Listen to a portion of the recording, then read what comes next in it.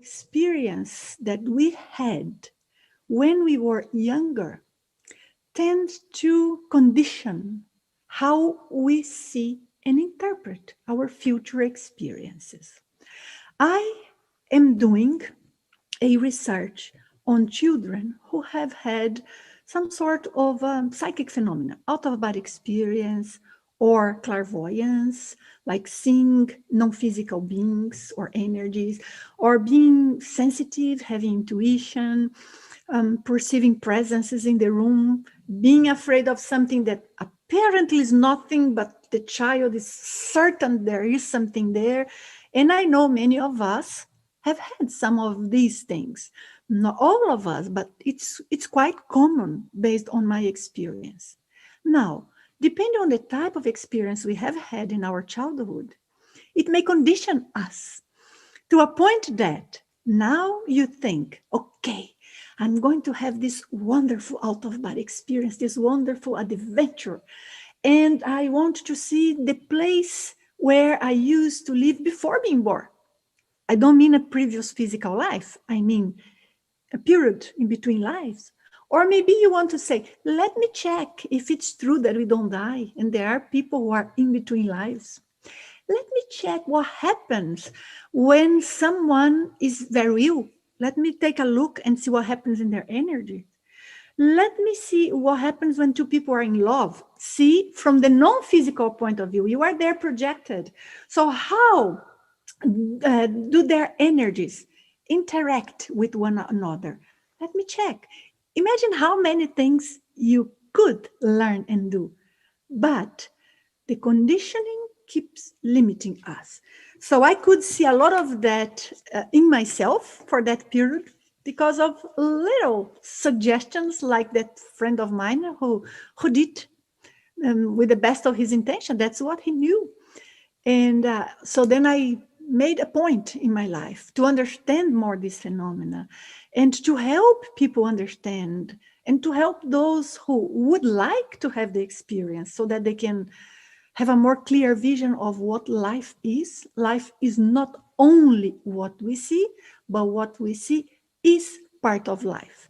It's very important that we are balanced in terms of our mental health, balanced in terms of our emotions, balanced in terms of how we handle life, so that we can adventure to more complex life, which would be a multidimensional one, being conscious while outside the body.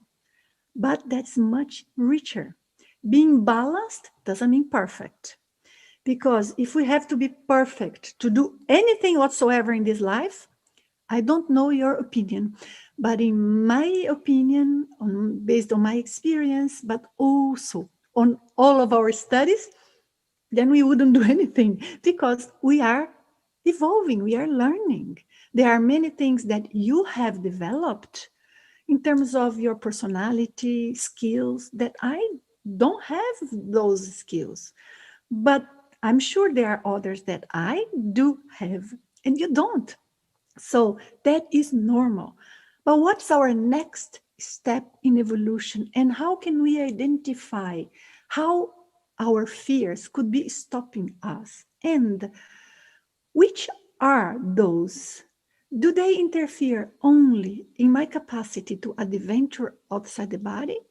Or this limitation is also reflected in my everyday life, meaning in a way that I or someone in that way would not be able to face challenges or take risks or prepare themselves to a more complex situation that they have to win, but win in a sense of they have to be able to do what they think is correct to do.